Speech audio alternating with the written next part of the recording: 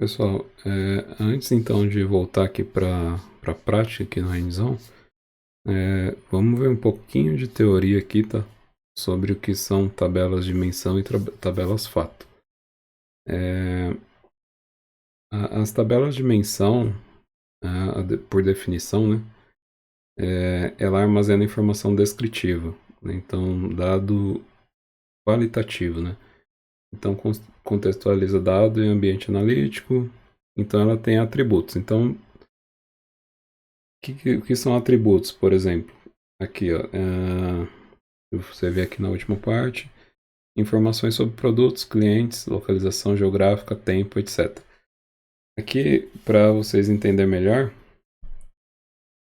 lembra quando eu falei da calendário, que na tabela, por exemplo, você tem uma tabela lá gigante, e aí você tem a data, aí você tem o mês, você tem o ano, tudo na mesma tabela, né? E não tem necessidade, né? Então, você pode criar uma outra tabela, e aí uma tabela dimensão, aí vem a dimensão, né? E aí você cria lá, igual eu fiz ali no Power Query, uma data, uma coluna distinta, né? Por exemplo, nesse caso, né, foi a data.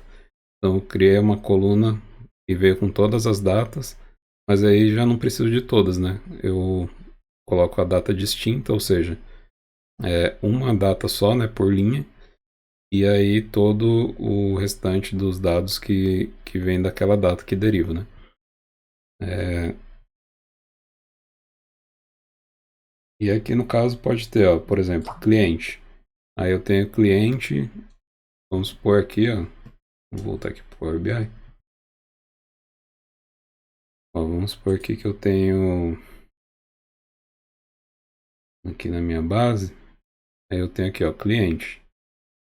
Então aí aqui eu teria aqui, vamos supor que eu teria aqui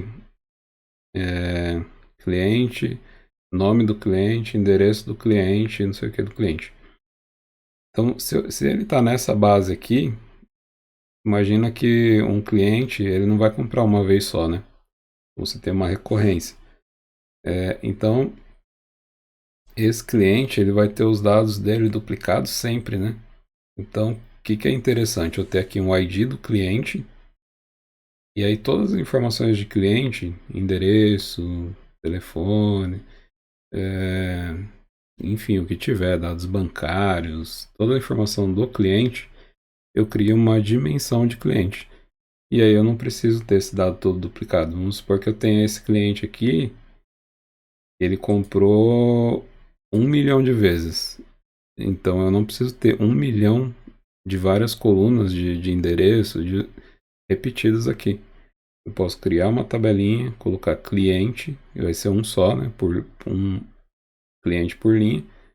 E aí eu tenho todos os dados dele aqui em colunas. E aí o que eu faço é relacionar depois isso aqui. Então essa é a dimensão, né? A dimensão ela vai guardar aí os dados, ó, atributos descritivos. E tem uma baixa cardinalidade, significa que tem um número limitado de valores distintos. Então, pessoal, para ser uma dimensão, tá? Valores distintos. E aí a gente passa aqui para fato. A fato, como o nome já diz, né, por a definição dela, é realmente fato. Então, o que acontece? E aí, diferente da dimensão, esse sim tem vários valores, né? E aí, por exemplo, vendas totais, quantidade de produto vendido, enfim, todo.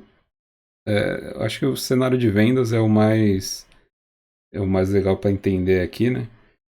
Mas, então, por exemplo, você vendeu um item lá na sua loja, e aí não é igual a dimensão, né? Que você vai definir uma quantidade, você vai ter só um distinct. Aquele item você pode vender várias vezes para vários clientes ou para os mesmos clientes.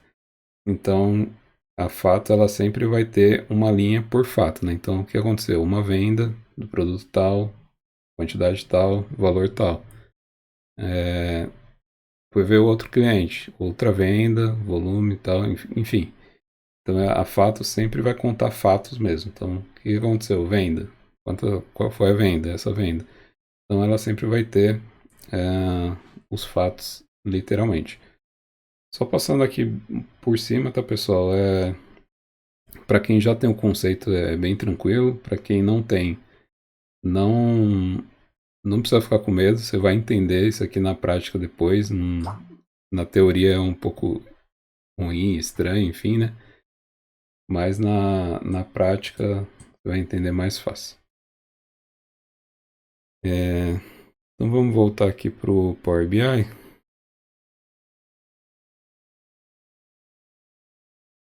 Ó, o que acontece, tá, pessoal? Na Fato, a gente normalmente tem mais valores numéricos, né? Falei que na dimensão a gente tem os qualitativos, na Fato os quantitativos. E aí, para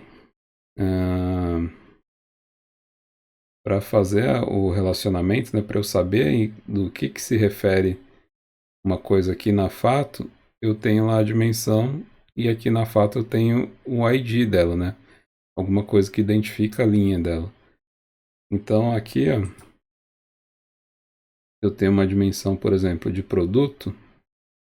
Eu tenho aqui ó, um ID de produto. Então o que eu quero dizer? Esse ID de produto, ele é uma linha, ele não tem repetição. Então esse produto com esse ID, ele não tem nenhuma repetição nessa tabela. Então a gente chama isso aqui de chave primária, né? Então o meu ID do produto, eu vou fazer uma ligação aqui com o meu produto, se eu não me engano. Vamos conferir aqui, ó, produto. Produto, na verdade, está com produto, mas aqui ele é só o ID, né? Então, vem aqui. O ideal é que tenha o mesmo nome nas duas, tá? Mas nem sempre a gente consegue o que quer. Então, ID do produto, vou vir aqui ó, clico nele ali, seguro, arrasto para cá. E aí ele vai me dar aqui, ó, mais ou menos, né, um sample aqui, né? Do que é produto nessa e o que é produto nessa. Então tá. Inclusive o código parece o mesmo aqui, mas pode ser que tenha alguma diferença aqui, né? Vamos usar o ID do produto mesmo. E aqui é importante, ó, ele dá a direção do filtro, que é único. E aqui outra coisa muito importante, é um para muitos. Eu vou fechar aqui para eu te explicar isso. Ó, aqui ele está dizendo que eu tenho um ID do produto para muitos ID do produto. Então, esse 1 e esse asterisco aqui significa que tem um ID do produto nessa tabela e aqui nessa tabela tem vários. Esse é o comportamento esperado, tá? Essa aqui seria a nossa fato e o esperado é que ela realmente tenha muitos produtos mesmo, né? Então, a fato é para ter muitos produtos, a dimensão sempre um só. E aí eu vou fazer um outro relacionamento para explicar aqui essa direção, né, que ele deu lá, direção única. Então, vamos ver aqui, por exemplo, o centro de custo.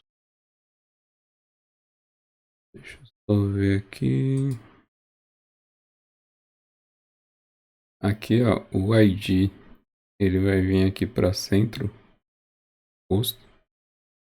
Né? Os dois são ID, apesar daqui estar com o nome centro custo, sem o ID, né? Eles são ID. Vou salvar. E aí, já vou fazer o outro aqui. Aqui o formas de pago, né? Ele é esse aqui. Então, essa parte aqui, quem conecta com quem? Se na sua empresa, por exemplo, tem um arquiteto de dados, não sei, se existe lá algum, a gente chama de DER, né, ou DR, que é diagrama de entidade de relacionamento. Então, se já existe um diagrama, o que é um diagrama? É justamente esse desenho, né? O que conecta aqui com essa chave daqui.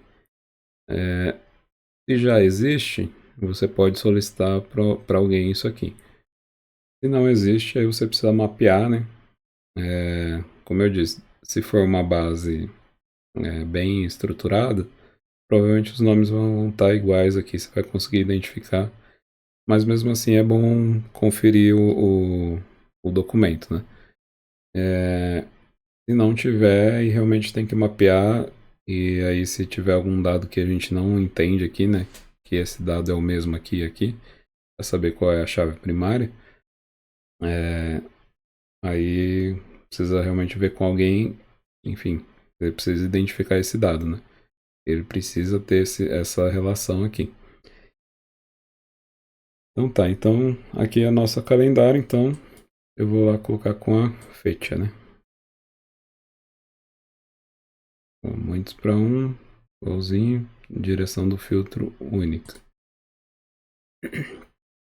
Aí só para explicar aqui o que é direção, essa tabela que eu vou tirar porque a gente não vai usar.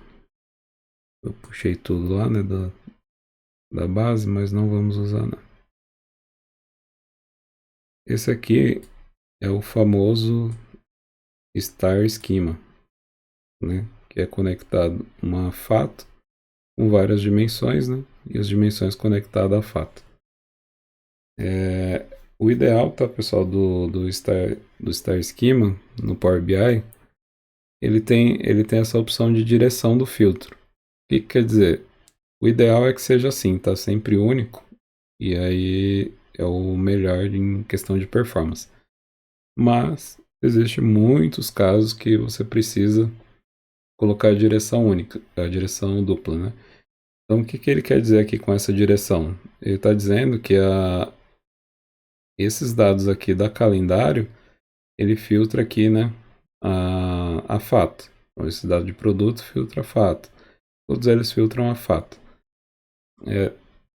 Quando eu coloco aqui a direção dupla, né, ou bidirecional, ele quer dizer que a fato também filtra a calendário, né? Ou que a fato também filtra produto. E aí é um caso bem específico, mas tem que ser usado, tem que saber mesmo o que está fazendo para não ter erro de cálculo, enfim, né? Ideal mesmo, sempre que der, é deixar assim, direção única. Então, vamos aqui. Tô falando agora, tá, pessoal, mas mais para frente, provavelmente tem algum aqui que vai ficar a direção dupla, e aí a gente vai ver lá na frente por quê, se realmente vai precisar, tá? Então, ó, eu mudei, e agora também ele mudou aqui, ó. Então, o mês ficou em branco, e aqui ficou só aparecendo a contagem subtotal. E aqui não apareceu nada. O que aconteceu? Vamos ver. Aqui na tabela calendário, mês, nome e o ano, tá tranquilo, né? Tá tudo certo. Aqui, vou colocar 2023, não tem nada. Em branco, só tem o em branco mesmo. Que provavelmente aqui é o total, né? Nesse caso aqui, esse valor aqui ó, da base, ver como ele tá como texto, tá vendo? Você vem aqui, ó, formato, tipo de dados, ele tá como texto. Então o Power BI não consegue, né, fazer essa segmentação dos dados, dizer quanto que é em cada mês, se ele não tem um valor numérico, né, tem um valor de texto. Então a gente pode vir aqui, ó, tipo de dados. Vou colocar número decimal, como é uma porcentagem, né? Alterar. E vamos ver se muda alguma coisa. Aqui é número decimal. Ele continua em branco, pessoal. E aí, o que acontece? A gente tem um relacionamento aqui, né, da calendário com a data aqui da fato. Mas quando a gente olha a data aqui da fato, Tá vendo que ele não tem, não é o parâmetro, tá, pessoal? Mas normalmente a gente bate o olho e já vê um calendáriozinho aqui, né? E ele não tem. Então, a gente consegue vir aqui, ó, na fecha e ver que ele tá como texto, tá vendo? Então, posso também vir aqui e alterar para data. Ele não é um texto, na verdade. Então, data, né? Então, data relaciona com data e ele consegue fazer aqui o gráfico. E aí, outra coisa que eu queria mostrar para vocês, tá? Bem rápido aqui para a gente finalizar essa aula aqui. Tá vendo que os nomes não estão na ordem certa? Outubro de 23, dezembro, novembro, setembro. Mesmo que eu colocar aqui em ordem alfabética, vamos ver aqui. Vai por ano, mês, nome. Aí ele vai ficar ó, setembro, outubro, novembro, aí vem maio, março, junho. Tudo errado, né? O ano aqui ele dividiu certinho. Mas o que que acontece? Aqui na tabela, né? E isso aconteceu aqui também, tá? Deixei para mostrar depois. Então, tem aqui o 2023, né? Tem abril, agosto, dezembro. Então ele coloca em ordem alfabética, né? Por padrão ele coloca em ordem alfabética. Então aqui, ó, você consegue vir aqui na sua calendário, tabela calendário, e aí você consegue dizer para aqui, ó, mês, nome, eu não quero classificar em ordem alfabética. Então qual que é a classificação que eu quero? A de mês. Não posso vir aqui, ó, classificar por coluna. Então ele já fica por padrão ela mesma, né? Mas aí eu coloco classificar por coluna mês. E aí, aparentemente não aconteceu nada. Mas quando a gente vem aqui, ó, ele tá na ordem. Vamos ver aqui, ó, 2023, ó. Janeiro, fevereiro, março, abril, maio. Assim sucessivamente. No gráfico ele ficou ao contrário por conta da classificação aqui, né? Tem que ser crescente. Então, ó, pronto. 2023, né? Que acabou aqui. Então ele tem janeiro até dezembro e janeiro de 24. Então é isso, pessoal.